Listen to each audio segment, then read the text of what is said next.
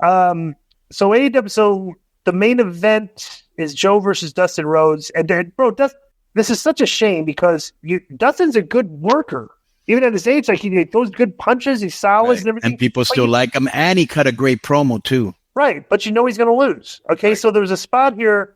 Joe picked up a chain. He brought a chain to the ring, and Joe picked it up, and the referee took the chain away and passed it out to someone ringside, acting completely distracted so that Joe could run up and hit the guy Dustin with the belt. Okay, and he pinned him and got the 3 count. But after the match, Joe put Dustin in a sleeper. Then Swerve showed up and hit the ring and hit Joe with a house call kick to break the hold. And Swerve picked up the chain and wrapped it around his fist. And Swerve punched Joe with the chain wrapped around his fist. Swerve tried to whip Joe with the chain, but Joe avoided it, and Joe was down at ringside, looked fearful when security ran out to save him. Then Prince Nana was shown with the AEW World Championship, which he handed to Swerve, who then taunted Joe with it. Excalibur hyped AEW Collision and battled. We got Battle of the Belts on Saturday night. And the show ended just shy of 2 minutes after the show. They said they were going to have an overrun, and the show ended 2 minutes early. So, what was this? What was it? What was his POV on this? How's POV? A week finished that put Paul Turner in the role normally reserved for Rich Knox. He's talking about the refs. AEW clearly didn't shy away from referencing people who work for the competition in 2 segments tonight, yet they failed to do so when it actually could have been productive. Why not? Not a bad point. Why not have Dustin acknowledge his brother winning a world championship and turn this into a quest for the Rhodes family to hold the 2 biggest championships in the business? Not a bad point. It's like, my brother's got any odd minute chance to be the AEW, and our family is going to be right. And they never even brought it up. Right, and people get behind that. Yeah. And was it necessary for him to bleed all of it? Bro, that was preposterous. It's not a chain match. It's not a cage match. It's not even a rivalry. Why was he bleeding like that? I don't know. Because it's unnecessary. But he didn't have to. You know, his character's not like he's got makeup on. Yeah, and his character doesn't. Plus, his character doesn't need it. But it was really a old school mask. Yeah, but here's the thing, and this is the issue: is like there's this constant thing. Like I still get comments on Twitter. You're just a WWE. Why don't you talk? But it's not true. So what do you? I know you don't. But I just want to make a point that these fans can't grasp. Right. Okay, we're not cheerleading any of these shows. We're watching them and analyzing the segments and seeing if they're using the content to build to things that make me interested. Right. Let me give you an analogy. And there was a time when WWE, you can go back 3 years ago when we were reviewing them, the show was unwatchable. Right. And we said as much. If AEW was doing the right things, good booking, good storylines, we'd be putting them over, bearing over WWE. But just because you're a fanboy for one promotion, you think they do no wrong, and everybody that criticizes them or brings up, and we give solutions, by the way. We don't just say, oh, why aren't they doing this? When they could do this. Just like right now, Jason Powell said, why didn't they do the Cody Rhodes? Hey, we're 2 brothers. We're going to, very good idea. Very good. Right. Yeah, exactly. Yeah. So at the same time, it's very simple. We ain't stating, we're just hating. If AEW had a better product, we'd be putting it over, but they don't. And the numbers say as such. And all the experts, except the people that them, tell you the same thing we say. And we don't even talk to each other. Right. So here's the funny thing. So people comment you like, Disco, Konnan, Bischoff, Cornette, they're all hacks. Right. Because all they do, bro, it's just simple. We would be hacks if we were, because one company is selling out all their shows, and there's a reason they're selling all the shows. We're telling you one of the reasons we're selling all the shows because we're going over their content. Bro, remember we talked about, maybe it was 2 years ago or a year and a half, and I said they're going to start trending upward because their production has been really, really good lately. Like with storytelling and backwards video. Let me give you an example. But just real quick, bro, what are we supposed to say good about AEW? You can't put 3,000 people in the arena. The matches are very predictable. Nothing really happens on the shows and stuff. The people. But you're talking to people that have convinced themselves and have been convinced with their circle of friends that were idiots. But I'm going to give you an example. We just had Josh Towers on our show today talk about baseball. Tell people who Josh Towers is for people that don't know. Yeah, he used to pitch for Toronto Blue Jays, the Yankees, a long Major League Baseball career. The guy obviously knows his shit. So he came on the show today, and we had a baseball preview. Now, how long have you been watching baseball, Disco? 40 years almost. All right. 40 years. Yeah, 40-something years. Okay, me, 50 years, okay? Right. been watching, gone to games, everything, just like, baseball players, inside baseball, everything, right? Mm-hmm. I would never attempt to try to make Josh look dumb, because every time I talk to him, I actually get smarter. Right. When I talk to Madden about hockey, I actually get smarter because Right. he knows more than me, and I have no problem saying so.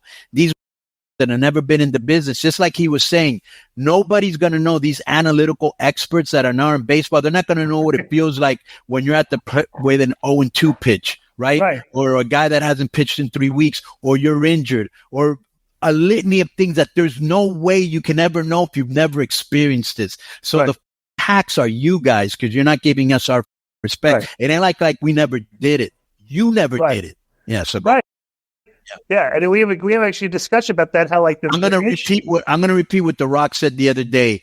Off is where you can go. Yeah, you're right. Right. No, but Josh, wait. In the conversation we have, he talks about, well, this permeates through all entertainment and sports. Right. There's a fanboy clique now. Fanboy class. The fanboy class thinks they know more than the people that have done it. Right. And it's like this happened in baseball. How ridiculous is this?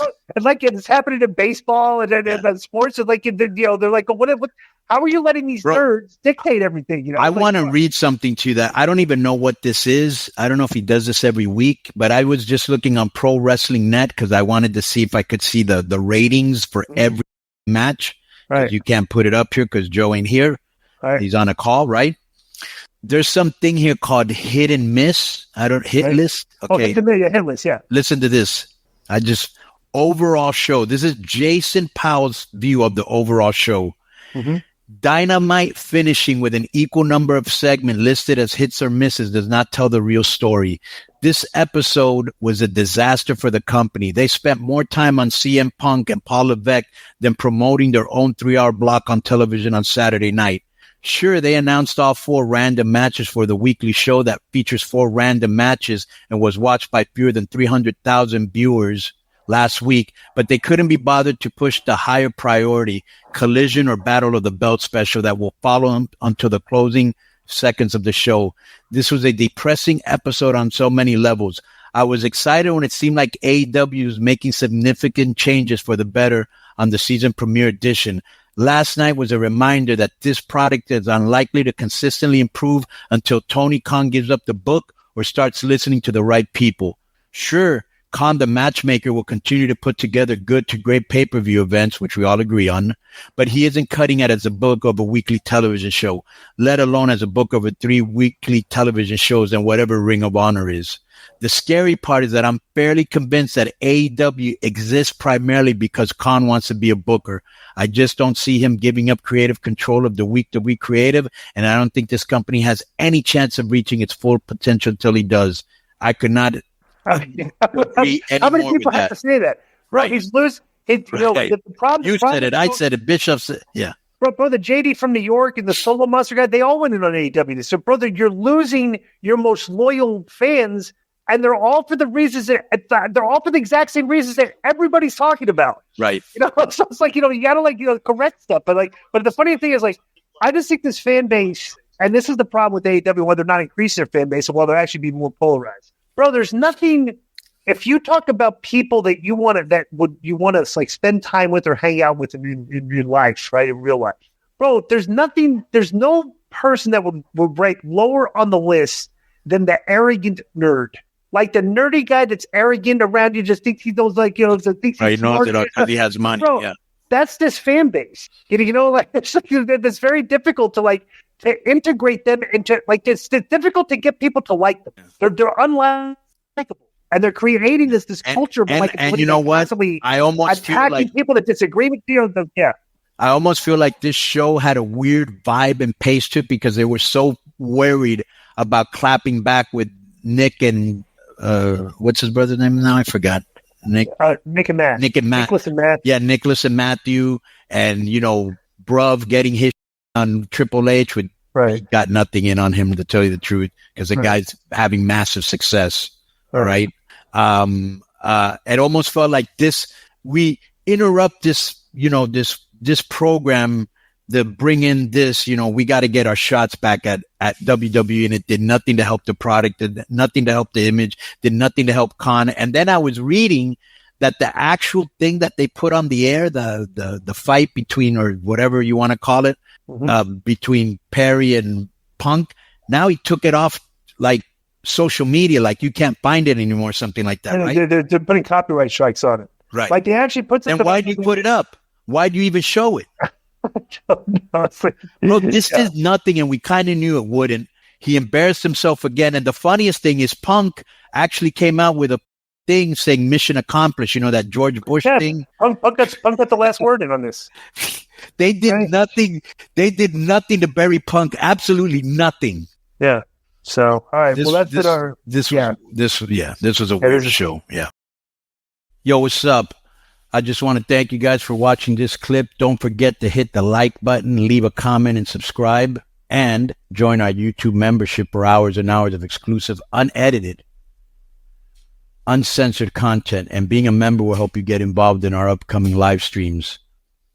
Thank you for your support. Thank you for riding with us. I know you got a lot of other podcast choices, be it wrestling or other ones.